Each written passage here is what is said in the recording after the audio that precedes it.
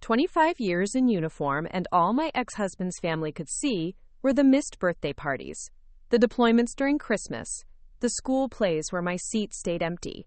But when my son Marcus's wedding came to a complete stop, 300 guests rising to their feet in salute, they finally understood what kind of woman I really was. I shouldn't have worn my dress blues to Marcus's wedding. I knew that the moment I stepped out of my rental car at the Riverside Country Club and felt the weight of every stare, every whispered comment, every carefully turned back. The Rodriguez family, my ex-husband Daniel's relatives, looked at me like I was wearing a Halloween costume to their perfect family gathering, an unwelcome reminder of realities they preferred to forget. The Riverside Country Club was everything I wasn't. Manicured lawns that had never seen real struggle. Crystal chandeliers that caught afternoon sunlight through floor-to-ceiling windows. The kind of old-money elegance that spoke in whispers and disapproving glances. I'd been here exactly twice before, once for Marcus's high school graduation party, where I'd been introduced as the biological mother, and once for his college send-off, where I wasn't introduced at all. Maria Rodriguez, Marcus's step-grandmother and self-appointed family matriarch, was the first to make her opinion known.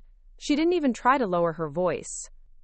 Still trying to make everything about her military service, she whispered to her sister Carmen, both women dripping in pearls and judgment. Poor Marcus. His real family planned this beautiful day, and she shows up looking like she's reporting for duty instead of celebrating her son. Carmen nodded sympathetically, her voice carrying just far enough to ensure I heard every word. 25 years, and she still doesn't understand that some occasions call for being a mother, not a soldier. Sarah's family must be mortified. 25 years of service. 2 Bronze Stars earned in the mountains of Afghanistan, where I'd led rescue operations that brought 17 soldiers home to their families. A Purple Heart from the roadside bomb that left shrapnel in my shoulder and nightmares I still carried. 3 commendations for leadership under fire, situations where split-second decisions meant the difference between life and death for the men and women under my command. Medals that represented moments when I'd chosen duty over personal safety, country over comfort, service over self. And to them, I was just the woman who chose her country over her children. The truth was more complicated than their neat narrative allowed.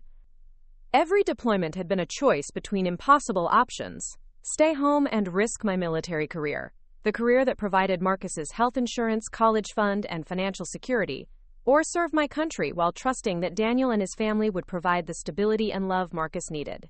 I'd chosen service because I believed it was the path that would give my son the best future possible. Daniel hadn't seen it that way. The divorce papers had cited irreconcilable differences, but what they really meant was incompatible life priorities. He wanted a traditional wife who would attend every PTA meeting, host playdates, and make Pinterest-worthy birthday parties. I wanted to serve my country while still being the best mother I could be from wherever the Army stationed me. Apparently, my best hadn't been good enough. My son Marcus stood near the altar in his rented tuxedo, looking nervous but radiant as he adjusted his cufflinks for the dozenth time. At 28, he'd grown into a man I was prouder of than any military achievement I'd ever earned.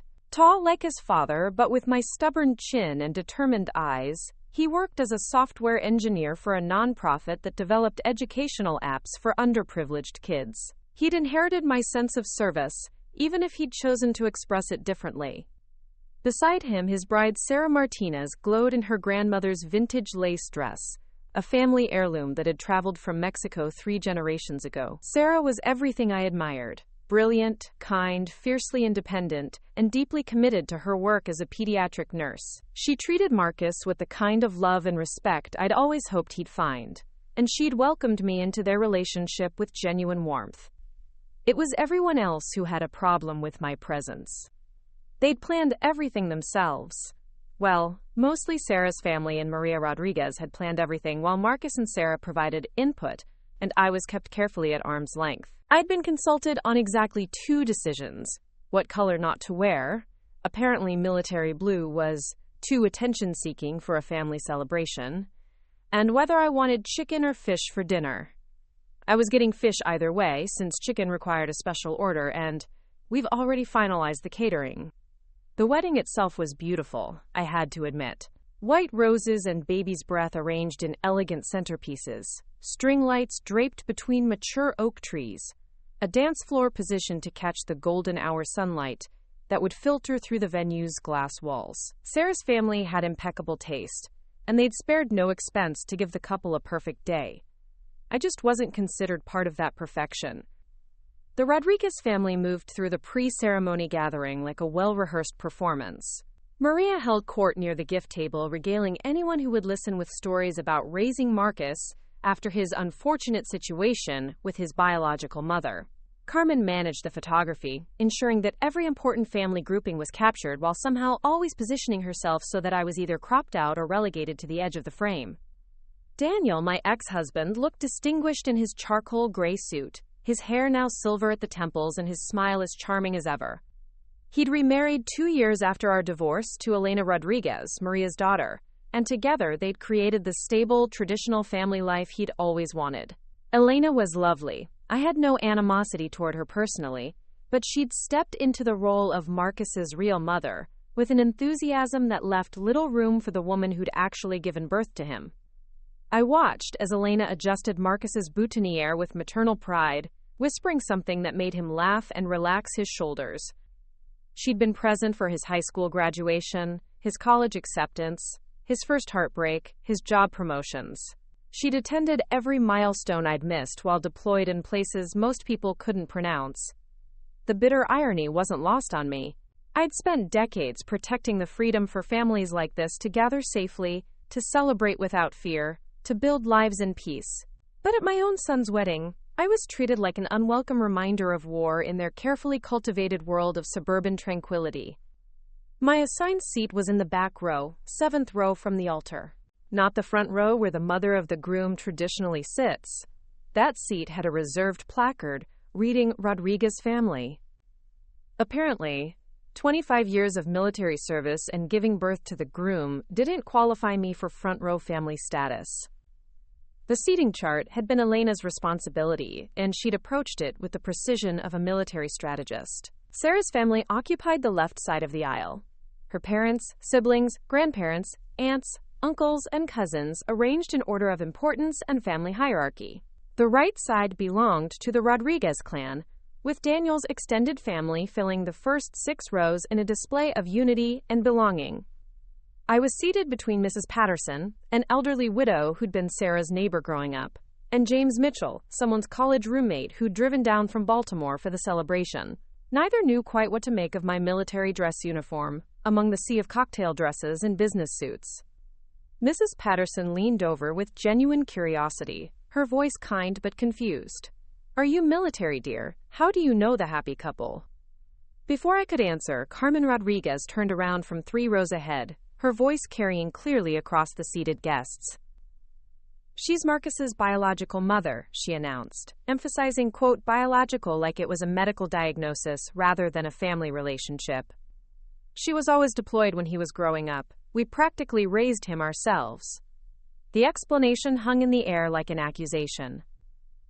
Mrs. Patterson's expression shifted from curiosity to something approaching pity, while James Mitchell suddenly became very interested in his wedding program.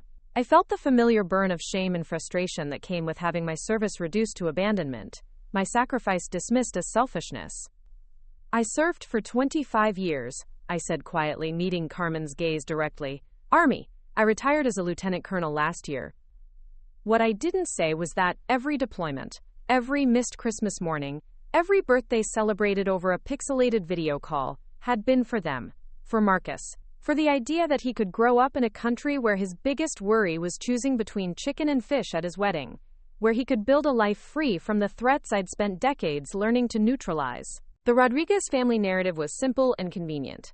I was the selfish career woman who'd chosen ambition over motherhood, leaving behind a devoted father and stepmother who'd stepped up to fill the void. It was a story that painted them as heroes and me as the villain, and it had the advantage of being partially true. I had chosen service. I had missed important moments. I had prioritized duty to country over daily presence in my son's life. What their story omitted were the phone calls at 3 in the morning when Marcus had nightmares and wanted to talk to me, not Elena. The care packages I'd sent from every base, filled with local crafts and handwritten letters explaining the history and culture of wherever I was stationed. The video calls where I'd helped him with homework from internet cafes in remote outposts, teaching him algebra while wearing body armor, because the base was still under occasional mortar attack. It omitted the college fund I'd built through combat pay bonuses, the health insurance that covered his broken arm from skateboarding, and his emergency appendectomy freshman year of college. It ignored the fact that my military benefits would eventually help him buy his first house, that my service had opened doors for him, that Daniel's middle management salary at an insurance company never could have. Most importantly, it ignored the letters Marcus had written me during my deployments, letters I still kept in a fireproof safe back home. Letters where he told me he was proud of me, that he understood why I had to go, that he knew I was making the world safer for him and other kids like him. But those letters weren't part of the Rodriguez family story, so they might as well not have existed. As the ceremony began and the wedding march started, I watched my son's face transform. All the pre-ceremony nerves melted away as Sarah appeared at the back of the aisle, radiant in her grandmother's lace and surrounded by the love of both families. Marcus's eyes filled with tears, happy tears, and I felt my own chest tighten with pride and joy. He was magnificent, tall and confident, speaking his vows with the kind of conviction I'd taught him to bring to everything that mattered. When he promised to honor and protect Sarah, to stand by her through deployments and homecomings, I heard echoes of the values I'd tried to instill in him, even from thousands of miles away. Sarah's vows mentioned her gratitude to all the parents and family members who shaped the man I'm marrying, and I allowed myself a moment of hope that maybe, just maybe, I was included in that acknowledgement. But when she turned to smile at the family section, her eyes passed over my back row seat without pause, focusing on Elena and Daniel in the front row. The officiant, Pastor Williams from the Rodriguez Family Church, spoke about family, commitment, and the importance of strong foundations. He thanked the parents who raised these wonderful young people and invited the gathered families to support the new couple in their journey together. From my position in the back, I was close enough to hear but far enough away to feel like an observer rather than a participant. It was a familiar position, watching my son's life unfold from a distance, proud but peripheral, essential but invisible. As the ceremony continued, my mind drifted to the choices that had brought me to this moment. 25 years of service hadn't been easy, but it had been purposeful. I'd enlisted at 22, fresh out of college with a degree in international relations, and a burning desire to serve something larger than myself. I'd met Daniel during my first assignment at Fort Bragg, married him after a whirlwind courtship, and gotten pregnant with Marcus just as I was being considered for promotion to captain. The early years had been manageable. Daniel was supportive, proud even, of his wife, the Army officer. He'd brag to his friends about my achievements, show off my commendations at family gatherings. But as my responsibilities grew and my deployments became longer and more frequent, his support had curdled into resentment. The divorce had been inevitable, I understood that now. But at the time, it had felt like choosing between two impossible options: abandon my military career and the financial security it provided, or lose daily access to my son and watch another woman step into the maternal role I'd fought so hard to balance with my service. I'd chosen service, and every day since then had been a reckoning with that choice. But sitting in that back row, watching Marcus marry the woman he loved, I couldn't bring myself to regret the path that had led us here. My service had given him opportunities, experiences, and perspectives that a traditional suburban childhood never could have provided. He spoke 3 languages because he'd lived on bases around the world. He had a global perspective because he'd grown up understanding that America was part of a larger, more complex world. He had resilience because he'd learned to adapt to change, courage because he'd seen his mother face down challenges that would have broken weaker people. The Rodriguez family saw my service as abandonment. I saw it as the greatest gift I could have given my son, a mother who believed in something bigger than herself and was willing to sacrifice for it. As the ceremony concluded and Marcus kissed his bride, the guests erupted in applause. I clapped along, tears finally spilling over as I watched my son, my beautiful, brilliant, kind-hearted son, begin his new life with the woman who clearly adored him. The receiving line formed quickly, with family members positioning themselves to greet the newlyweds and offer congratulations. I waited until the crowd thinned before approaching, wanting to avoid any awkward family dynamics that might overshadow Marcus and Sarah's moment. When I finally reached them, Marcus pulled me into a fierce hug that reminded me of every deployment goodbye we'd ever shared. "Mom," he whispered in my ear, "thank you for being here. Thank you for everything." Sarah embraced me next, her smile genuine and warm. "Colonel Thompson, you look beautiful. Thank you so much for coming." It was the first time anyone had used my rank all day, and hearing it from my new daughter-in-law felt like a small victory. Behind us, I could sense the Rodriguez family's impatience to reclaim the couple's attention, but for this moment, I was exactly where I belonged, celebrating my son's happiness. As we separated, Marcus squeezed my hand. "Save me a dance later, okay?" I nodded, not trusting my voice to remain steady. Wouldn't miss it. Little did I know that before the evening was over, the meaning of that promise would change everything these people thought they knew about failure, family, and what it truly meant to serve. Establishes the protagonist as isolated and undervalued, despite her extraordinary service record, while providing deep context for the family dynamics and her sacrifices. Creates strong sympathy for the character and sets up the family relationships that will be challenged later in the story.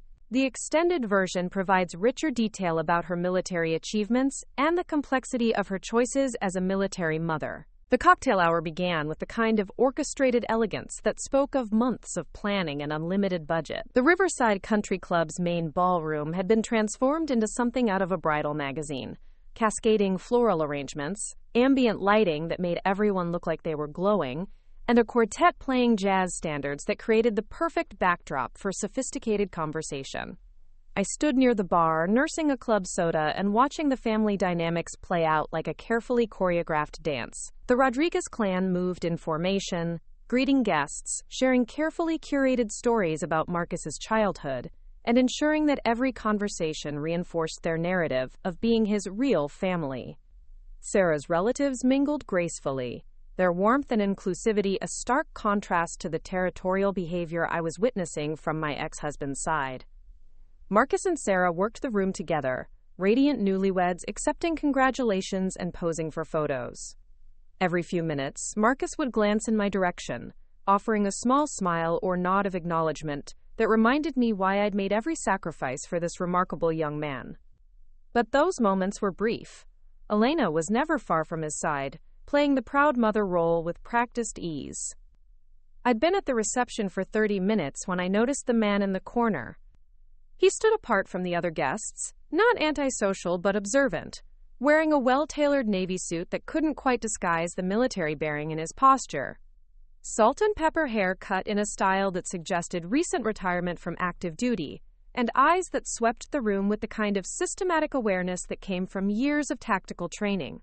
He held a whiskey neat and seemed to be studying the wedding party with particular interest.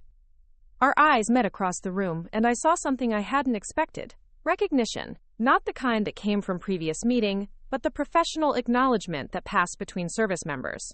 He raised his glass slightly in my direction, a subtle salute that made my chest tighten with unexpected emotion.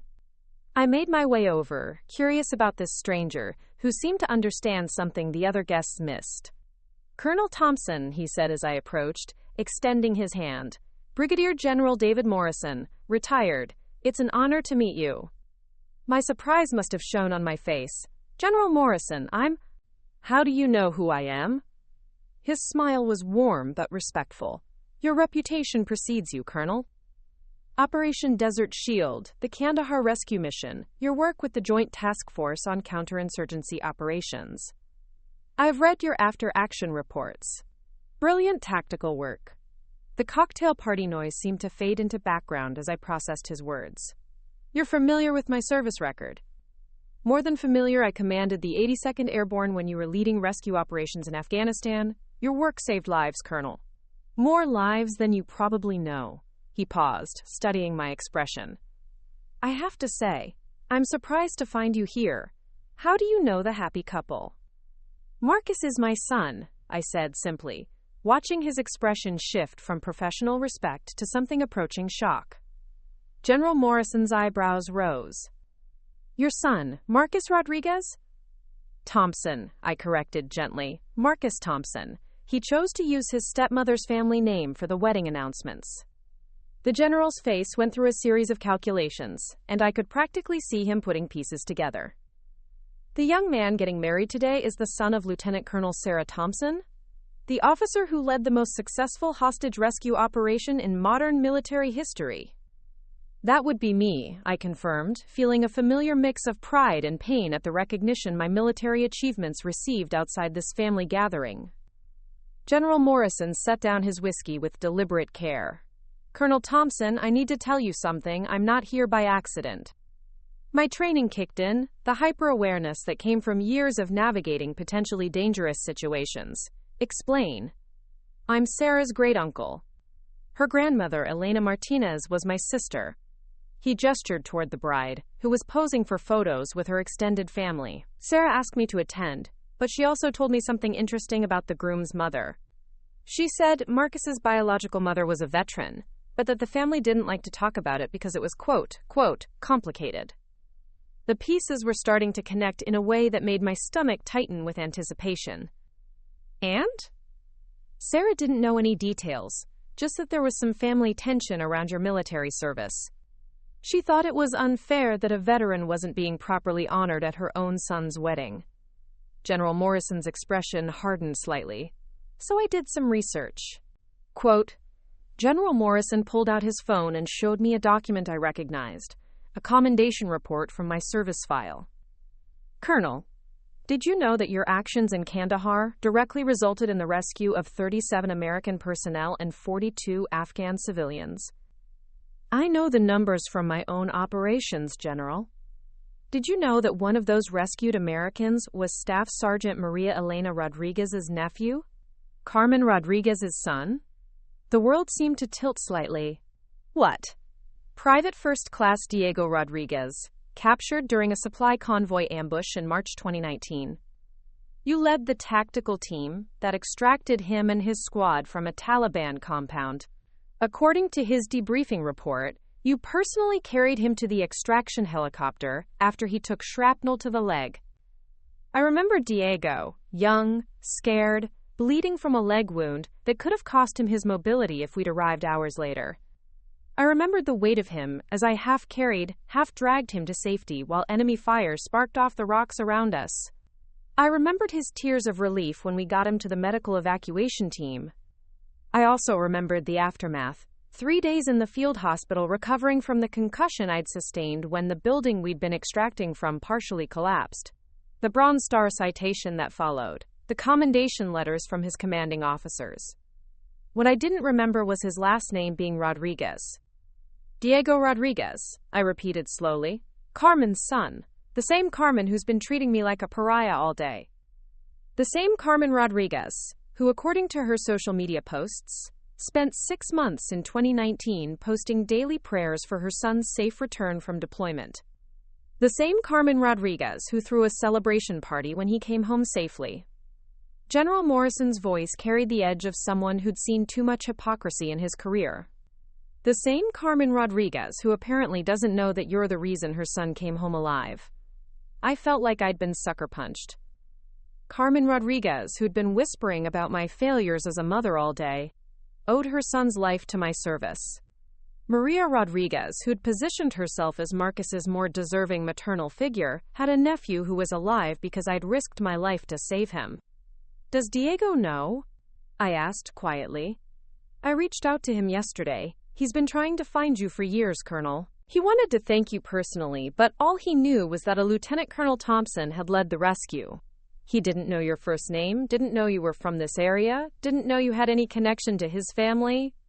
The irony was suffocating. The same family that had spent years portraying my military service as selfish abandonment had directly benefited from the very missions they dismissed. The same relatives who questioned my priorities had a son who was breathing because of those priorities. There's more, General Morrison continued. I made some additional calls yesterday after Sarah mentioned the family dynamics. Your service record intersects with this family's life in ways they clearly don't understand. He showed me another document on his phone, a casualty report from 2017, Operation Freedom Sentinel. Do you remember the medical convoy that came under attack near Bagram? I closed my eyes, remembering. It had been a brutal firefight. Insurgents attacking a convoy carrying wounded soldiers to better medical facilities. My unit had been first responders, arriving to find multiple casualties and an ongoing battle. Yes, we held the position until reinforcements arrived. The convoy was carrying Sergeant James Martinez, Sarah's cousin. He'd been injured in an IED explosion earlier that week. Your unit's intervention kept that convoy from being overrun. Sergeant Martinez credits you with saving his life. I stared at General Morrison, feeling the weight of connections I'd never known existed. Sarah's cousin, who walked her down the aisle today because her father passed away 2 years ago. The same James Martinez who's been telling everyone at this reception about how grateful he is to have found family with the Rodriguez clan after his military service. The wedding reception continued around us, laughter and conversation creating a soundtrack to revelations that were reshaping everything I thought I knew about this gathering. 2 members of the families that had dismissed my service owed their lives to missions I'd led, operations I'd planned, decisions I'd made while they were safe at home questioning my priorities.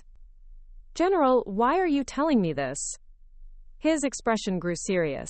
Because, Colonel, I've spent 40 years in the military, and I've seen too many good soldiers, especially women, have their service minimized or dismissed by people who don't understand what they've sacrificed.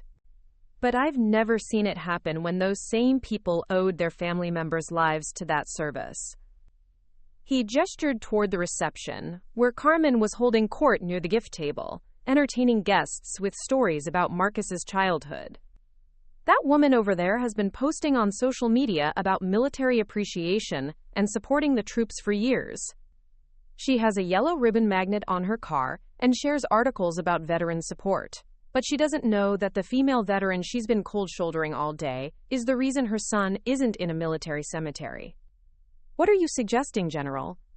I'm suggesting that the truth has a way of changing perspectives, Colonel, and I think this family deserves to understand exactly who they've been treating as an outsider. Before I could respond, he was flagging down a server. Excuse me, could you ask the DJ to hold off on the music for a moment? I'd like to make a brief announcement. My heart started pounding. General Morrison, what are you doing? What should have been done years ago, Colonel? I'm making sure your service gets the recognition it deserves, especially from the people who've benefited from it most. The server nodded and hurried toward the DJ booth. Within moments, the music faded, and the room's attention turned toward the small platform where the band had been playing. General Morrison stepped forward, his military bearing commanding immediate respect from the crowd. Ladies and gentlemen, if I could have your attention for just a moment. The reception hall quieted, wedding guests turning with the polite attention reserved for unexpected speeches. I saw Marcus and Sarah exchange confused glances. This wasn't part of their planned program. Daniel frowned from across the room, while Elena looked annoyed at the disruption to their carefully orchestrated timeline.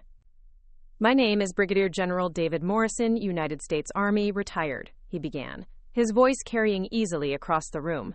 I'm Sarah's great-uncle, and I'm honored to be here celebrating this beautiful union.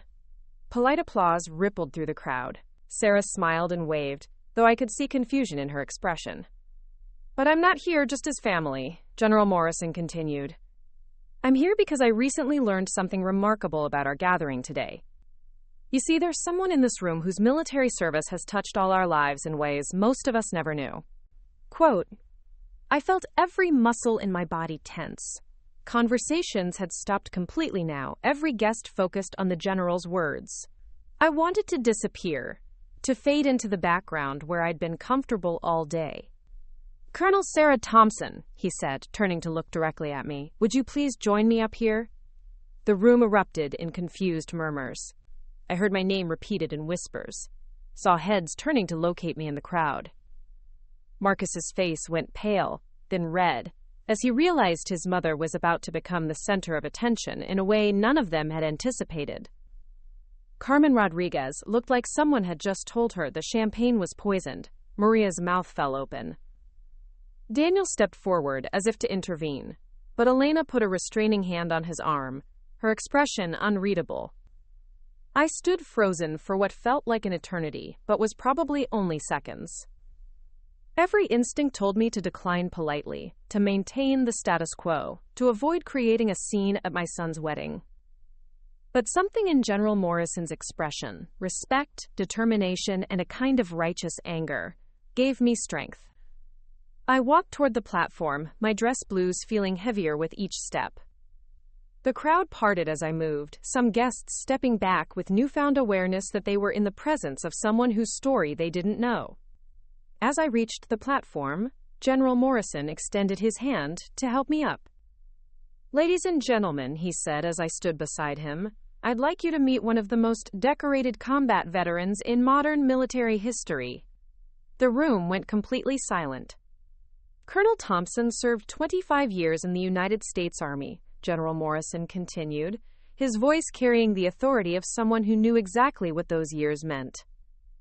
"She led tactical operations in some of the most dangerous regions of Afghanistan and Iraq.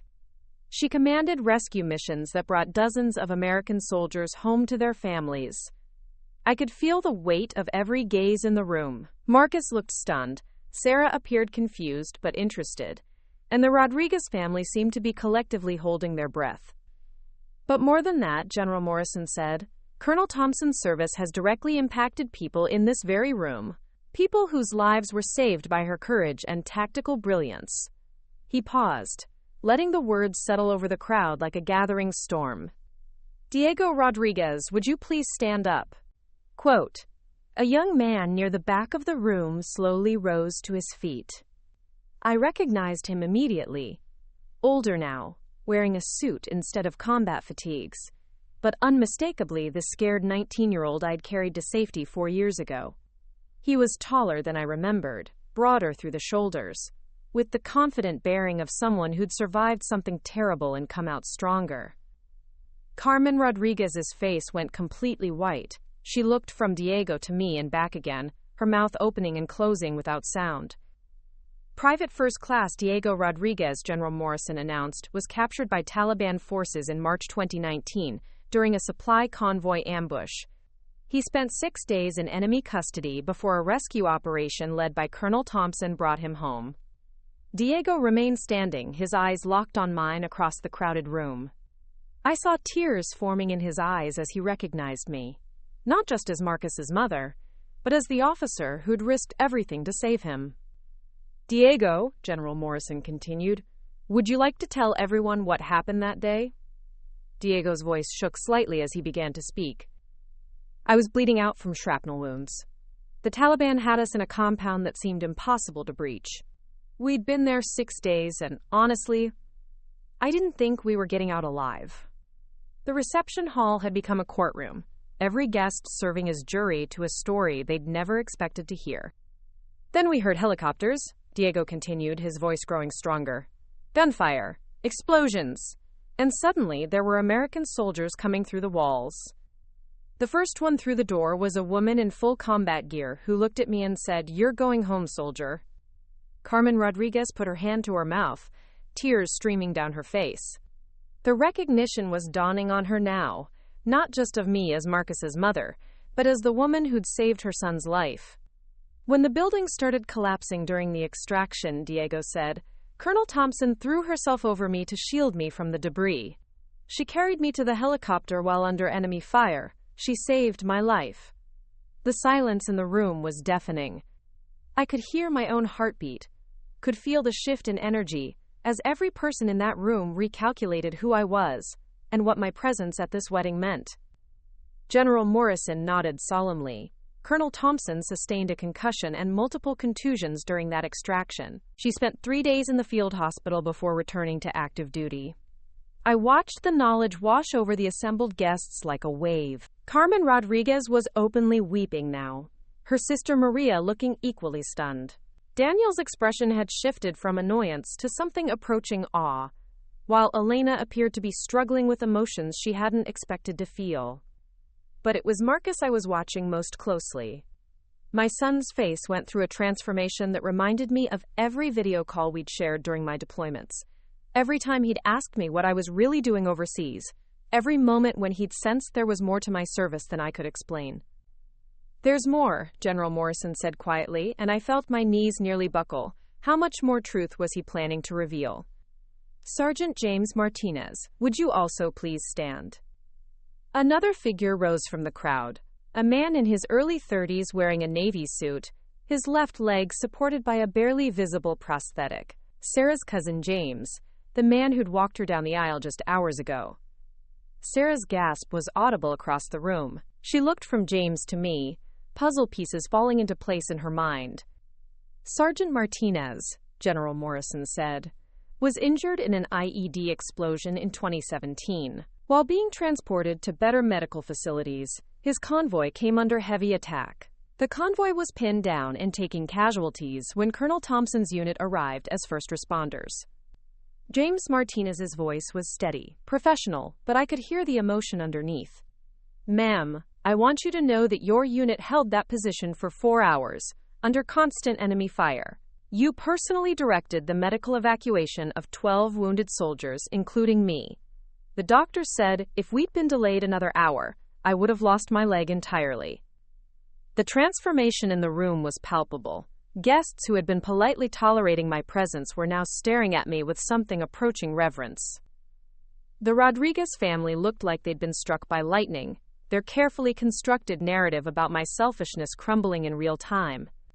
But General Morrison wasn't finished. "Ladies and gentlemen," he said, his voice carrying the weight of years of military experience, "you are in the presence of a woman who has earned 2 Bronze Stars, a Purple Heart, and 3 commendations for valor under fire. She has led missions that saved dozens of American lives and protected countless civilian populations." He turned to look directly at me, his expression filled with the respect I'd been missing all day. "Colonel Thompson, it is an honor to serve alongside you, even in retirement." The general stepped back, and suddenly I was alone on the platform, facing a room full of people whose perception of me had just been fundamentally altered. The weight of their attention felt different now, not dismissive or judgmental, but respectful, almost reverential. But it was Marcus's voice that broke the silence, clear and strong across the reception hall. "That's my mother." The unexpected revelation of the protagonist's heroic service record and its direct connection to family members transforms her from outcast to hero. This creates the foundation for the major vindication to come while establishing her true worth in undeniable terms. The silence that followed Marcus's declaration stretched across the reception hall like a held breath. 300 wedding guests sat frozen in their chairs, processing the complete inversion of everything they thought they knew about the woman in military dress blues standing before them. I looked out at the sea of faces, some shocked, some ashamed, some filled with newfound respect, and felt the weight of 25 years of service settling on my shoulders like a familiar uniform. This wasn't how I'd imagined spending my son's wedding reception, but as I stood on that platform with General Morrison beside me, I realized this moment had been inevitable from the second I'd chosen to wear my dress blues. Marcus stood slowly from his seat at the head table, his tuxedo pristine but his expression raw with emotion. Sarah rose beside him, her wedding dress catching the ambient lighting as she moved. Together, they walked toward the platform, and I could see in my son's eyes the same determination that had driven me through every difficult mission, every impossible choice, every moment when duty demanded more than I thought I could give. "Ladies and gentlemen," Marcus said, his voice carrying clearly across the silent room, "I'd like to say something about my mother." The formality in his voice reminded me of the young man who used to practice speeches for school presentations over video calls from whatever base I was stationed at. Even as a child, Marcus had possessed a gravity that set him apart from his peers, a seriousness that came from growing up understanding that the world was bigger and more complicated than most people realized. "For my entire life," Marcus began, "I've watched people misunderstand my mother. They see a woman who chose career over family, ambition over presence, duty over love. They see someone who missed birthday parties, and Christmas mornings, and school plays." Carmen Rodriguez shifted uncomfortably in her seat, her face still streaked with tears from learning about Diego's rescue. Maria had gone pale, her hands gripping her purse like an anchor in a storm that was reshaping everything she thought she knew about our family dynamics. What they don't see, Marcus continued, is the woman who taught me that some things are worth fighting for, even when the cost is personal. They don't see the mother who called me every single day she was deployed, who helped me with homework from internet cafes in war zones, who sent me care packages filled with artifacts from every country she served in, because she wanted me to understand the world beyond our small corner of it. I felt tears threatening again, but I held them back. This was Marcus's moment, his chance to reclaim the narrative that had been written about us without our input. They don't see the woman who used her combat pay to fund my college education, who ensured I had the best health insurance available, who opened doors for me through her service that I'm still discovering today. His voice grew stronger with each word. They don't see the mother who taught me that love isn't just about being present. It's about sacrificing for something bigger than yourself, so that the people you love can have a better world to live in. Daniel stepped forward from the crowd, his face a mixture of shame and something that might have been pride. My ex-husband had spent years painting himself as the victim of my choices, the devoted father abandoned by an ambitious wife. But standing there in his charcoal suit, watching our son defend the woman he'd once accused of caring more about strangers than her own family, he seemed to be grappling with a truth he'd avoided for decades. Marcus, Daniel said quietly, I had no idea about what your mother had done for Diego and James. That's because you never asked, Marcus replied, not unkindly but with the directness that I'd tried to teach him was necessary when confronting difficult truths. None of you asked what Mom was actually doing overseas. You just assumed it was selfish, that it was about her ego or her ambition. Elena moved to Daniel's side, her expression softer than I'd seen it all day. As Marcus's stepmother, she'd spent years in the impossible position of filling a role that was already occupied, trying to mother a child who already had a mother he adored despite her physical absence. I'd never resented Elena personally. She'd given Marcus stability and daily care that I couldn't provide from half a world away. But I'd always sensed that she resented me, that my continued presence in Marcus's life somehow diminished her contribution to his upbringing. Marcus, Elena said carefully, your mother's service. It's clearly more significant than we understood. But that doesn't change the fact that you needed a mother figure who was present for the day-to-day challenges of growing up. It was a fair point, delivered without malice, and I found myself nodding slightly in acknowledgement. Elena had earned her place in Marcus's life through years of consistent presence and care. But Marcus shook his head.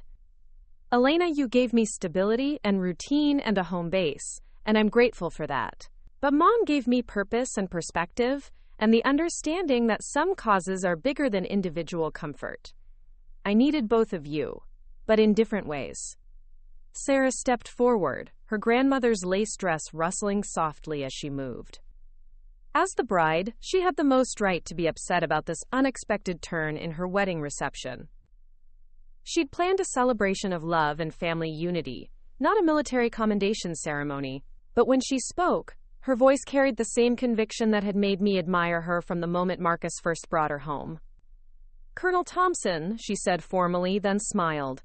Mom, because I hope you'll let me call you that, I want to apologize for my family's behavior today. I started to protest, but she held up a gentle hand. We didn't know, Sarah continued. We didn't know that the woman we were treating as an outsider had saved our family members' lives. We didn't know that your service had touched our lives so directly, but more than that, we didn't know how to honor your sacrifice while also acknowledging the complexity of military families. She turned to address the room, her voice carrying the authority of someone who'd spent years caring for children in hospital settings, someone who understood that families came in all configurations and that love could be expressed in ways that didn't fit traditional molds.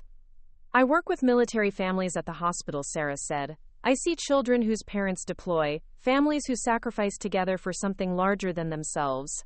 I should have recognized that tonight.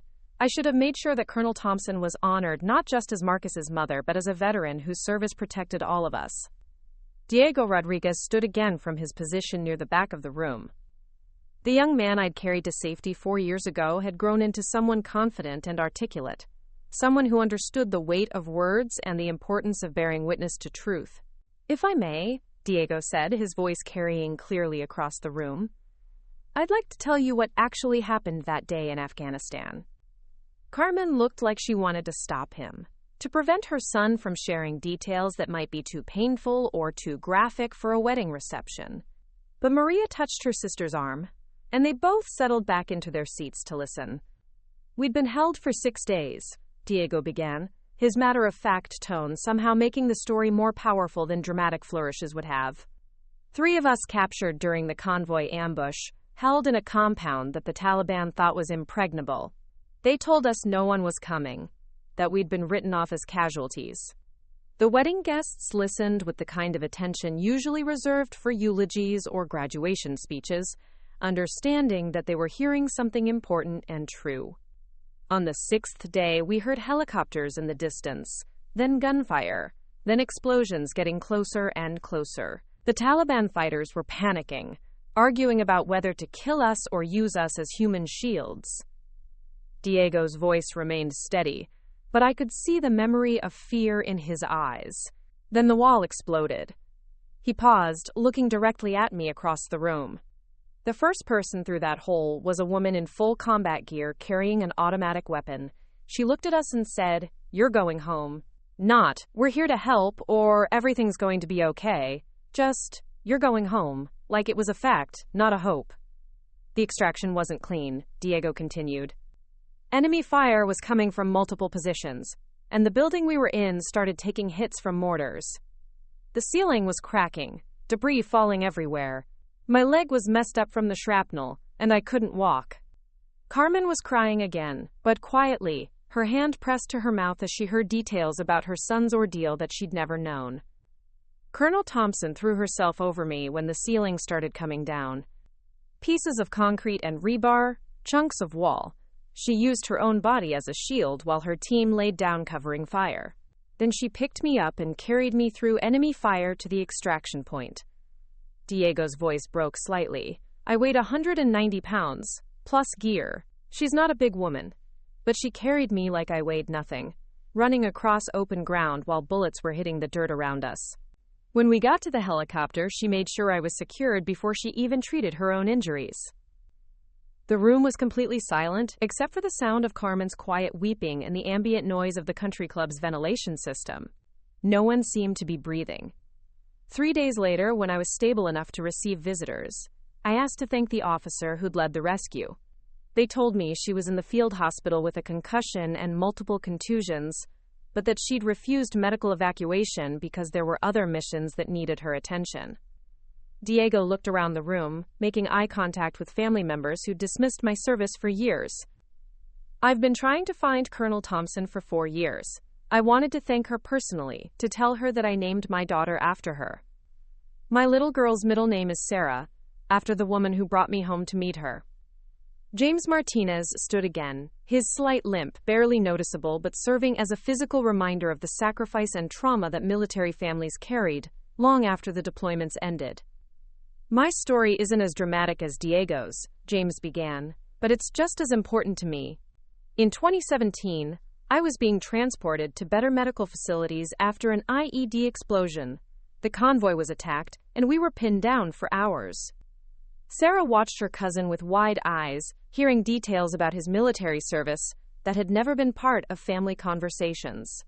Like many veterans, James had chosen to keep the difficult parts of his deployment private, sharing only the homecoming and healing rather than the trauma and near-death experiences. Colonel Thompson's unit was first on scene when the convoy came under attack. I was semi-conscious from blood loss and pain medication, but I remember her voice directing the defense of our position. Calm, professional, absolutely in control of a chaotic situation. James looked directly at me, his expression filled with the kind of gratitude that only exists between people who've shared life or death moments. She coordinated the medical evacuation of 12 wounded soldiers while under constant enemy fire. She personally dragged 2 soldiers who couldn't walk to the extraction zone. The doctors later told me that if we'd been delayed another hour, I would have lost my leg entirely. He gestured to his prosthetic, barely visible beneath his dress pants. As it was, I lost my foot and ankle, but I kept my leg. I can walk. I can dance. I can live a normal life. That's because of decisions Colonel Thompson made under pressure. Priorities she set while people were shooting at her. The energy in the reception hall had completely shifted. Guests who'd been enjoying cocktails and small talk an hour ago were now grappling with the reality that they'd been in the presence of genuine heroism without recognizing it. The woman they'd dismissed as an absent mother was revealed to be someone who'd risked everything to save their family members' lives. But it was the Rodriguez family's transformation that was most profound. Carmen had stopped trying to hide her tears, her face reflecting a mixture of shame, gratitude, and confusion about how to reconcile the woman she'd judged with the woman who'd saved her son. Maria sat stunned, her carefully constructed narrative about family priorities crumbling in the face of evidence that my priorities had literally kept their family intact. General Morrison stepped forward again, his military bearing commanding immediate attention from the crowd. "Ladies and gentlemen," he said, "I want you to understand something important. What you've heard tonight isn't unusual for Colonel Thompson. Her service record is filled with similar actions. Missions where she chose to put herself in harm's way to protect others.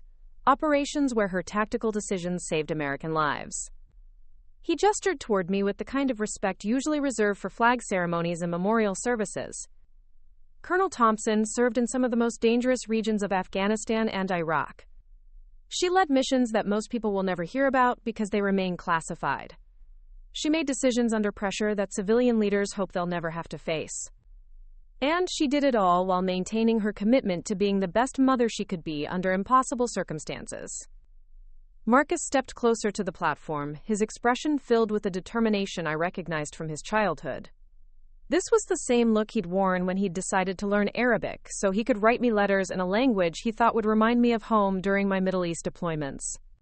The same expression he'd had when he'd announced his intention to work for a nonprofit, instead of pursuing the lucrative tech career his grades could have secured. "I want everyone in this room to understand something," Marcus said, his voice carrying the authority of someone who'd thought deeply about family, sacrifice, and love. "My mother didn't miss my childhood. She gave me a childhood worth having. While other kids were worried about playground politics, I was learning about global citizenship. While other kids were focused on local concerns, I was developing a perspective that helped me understand my place in the world." He looked directly at Elena and Daniel, his expression kind but firm. "Elena, you gave me stability and daily care, and I love you for that. Dad, you gave me consistency and local community, and I'm grateful. But Mom gave me something different. She gave me an example of what it means to serve something bigger than yourself, to make sacrifices for principles rather than convenience." Marcus turned to address the entire room. "Every deployment my mother served was a choice between her personal comfort and her sense of duty. Every mission she led was a decision to risk her life for people she'd never met, for principles she believed in, for a country that sometimes forgets to appreciate the people who protect it." His voice grew stronger, more confident. "She didn't miss my childhood. She invested in my future. She didn't abandon our family. She served all our families. And if you can't see that, if you can't understand that some forms of love require distance and sacrifice, then you don't understand what love actually means." The silence that followed Marcus's speech was different from the earlier quiet moments. This wasn't the stunned silence of shock or the uncomfortable silence of social awkwardness. This was the respectful silence of people processing truth, of minds changing, of perspective shifting in real time. General Morrison stepped forward one final time. "Colonel Thompson," he said formally, "would you please face the room?" I turned to look out at the wedding guests, feeling exposed and honored and terrified all at once. 300 people looked back at me, their expressions ranging from shame to admiration to newfound understanding. "Ladies and gentlemen," General Morrison announced, "it is traditional in military settings to honor distinguished service with recognition appropriate to the achievement. Colonel Thompson's service record warrants the highest levels of military honor." He stepped back and raised his right hand in a sharp, precise military salute. "Colonel Sarah Thompson, on behalf of a grateful nation and the families you've protected, thank you for your service." For a moment, nothing happened. General Morrison stood at attention, his salute perfect and unwavering, honoring 25 years of service and sacrifice. I felt the weight of every deployment, every missed holiday, every difficult choice settling on my shoulders like a medal I'd never received. Then Diego Rodriguez stood and raised his hand in salute. Then James Martinez. Then Marcus, my son, my beautiful boy who'd grown into a man I was prouder of than any military achievement. Then Sarah, my new daughter-in-law, crisp and respectful despite having no military training. One by one, the wedding guests rose to their feet. Some rendered proper military salutes. Others simply stood with their hands over their hearts. But every person in that room rose to honor service they'd previously dismissed or ignored. Carmen Rodriguez stood with tears streaming down her face, her hand pressed over her heart as she looked at the woman who'd brought her son home alive. Maria rose beside her sister, her expression transformed from judgment to gratitude. Daniel and Elena stood together, their faces reflecting a complex mixture of emotions as they finally understood the true cost of the choices they'd all made as a family. The wedding reception had stopped completely. 300 people stood in silent salute to a woman they'd underestimated, a mother they'd judged, a veteran they'd failed to honor. I stood on that platform, looking out at a room full of people who finally saw me, not as the absent mother or the selfish career woman, but as the soldier who'd carried their family members to safety, the officer who'd made impossible decisions under fire, the woman who'd chosen service over comfort for 25 years. The salute held for what felt like hours but was probably only a minute. In that silence, I felt something I hadn't experienced since my retirement ceremony: recognition. Not just of my military achievements, but of the choices I'd made as a mother, the sacrifices I'd accepted as a parent, the love I'd expressed through distance and duty rather than daily presence. When General Morrison finally lowered his hand, the room slowly settled back into their seats. But something fundamental had changed. The woman who'd been relegated to the back row, who'd been treated as a peripheral figure in her own son's celebration, was now the center of respect and gratitude. Marcus stepped onto the platform beside me, taking my hand in his. "Ladies and gentlemen," he said, "I'd like to have my first dance as a married man with the woman who taught me what it means to fight for the people you love." The band, who'd been standing by in confusion during the impromptu ceremony, struck up a slow waltz. Marcus led me onto the dance floor, and for the first time all day, I was exactly where I belonged, in my son's arms, honored by his choice, respected by the family that had dismissed me for decades. As we danced, other couples joined us on the floor. Sarah danced with James Martinez, her cousin who'd walked her down the aisle and whose life I'd helped save. Daniel danced with Elena, both of them stealing glances at us with expressions I couldn't quite read but that seemed softer than anything I'd seen from them in years. Carmen Rodriguez approached us during the song, her face still showing traces of tears. "Colonel Thompson," she said quietly, "I owe you an apology. And more than that, I owe you my son's life." I nodded, accepting her words without making them more difficult than they already were. "Carmen, we all did what we thought was best for Marcus. You gave him family, I gave him service, he needed both." She smiled through fresh tears. "He did. And I'm sorry it took me so long to understand that." As the evening continued, the reception transformed into something none of us had expected. Instead of the typical wedding celebration focused on the couple's future, it became a recognition ceremony for service and sacrifice, a family reconciliation that had been years in the making. Diego Rodriguez approached me during dinner, his wife beside him and a small girl in his arms who couldn't have been more than 3 years old. "Colonel Thompson," he said formally, "I'd like you to meet my daughter, Isabella Sarah Rodriguez." I looked at the little girl with dark eyes and her father's serious expression, and felt my chest tighten with emotion. "She's beautiful, Diego." "She's named after you," he said simply. "Sarah, for the woman who brought Daddy home. I've been telling her about you since she was born. About the brave lady who saved Daddy's life. She's been excited to meet you."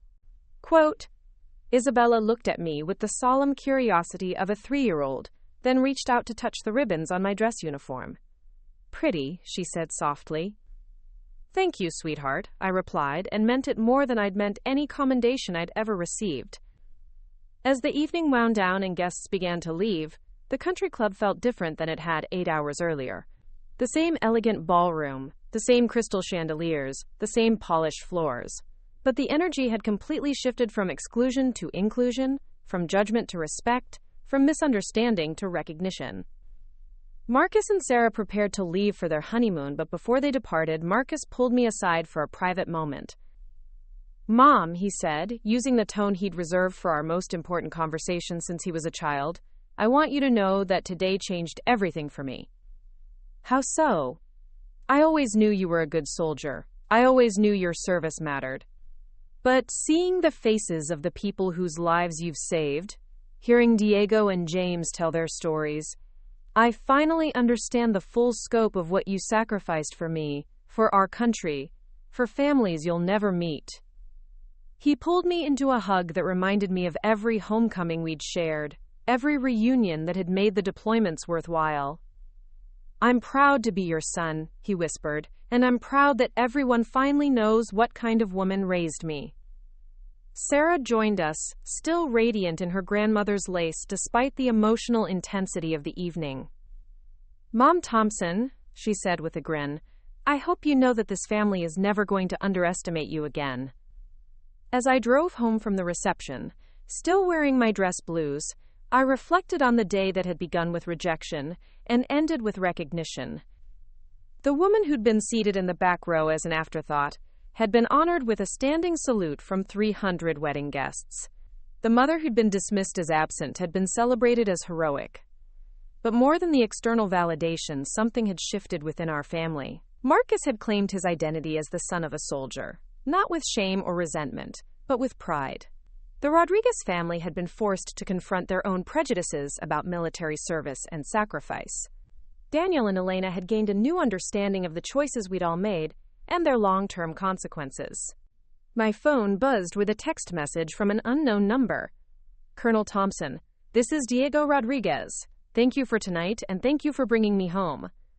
My family would like to invite you for dinner sometime soon. We have a lot to thank you for, and Isabella would like to show you her toy soldiers. She says she wants to be brave like you when she grows up."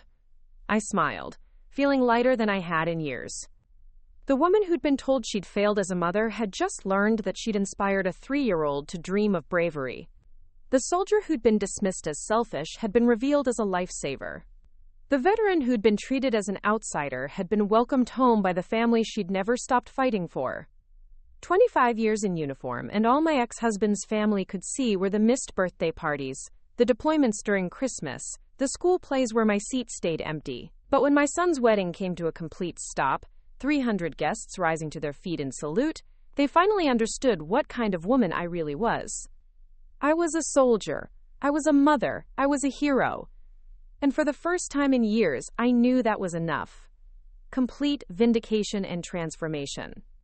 The protagonist moves from outcast to honored hero, the family's understanding is fundamentally changed, and new relationships are formed based on respect rather than judgment. The story comes full circle with the protagonist finally receiving the recognition her service deserved, not just from strangers, but from the family whose lives she'd unknowingly protected. Up next, you've got 2 more standout stories right on your screen. If this one hit the mark, you won't want to pass these up. Just click and check them out. And don't forget to subscribe and turn on the notification bell so you don't miss any upload from us.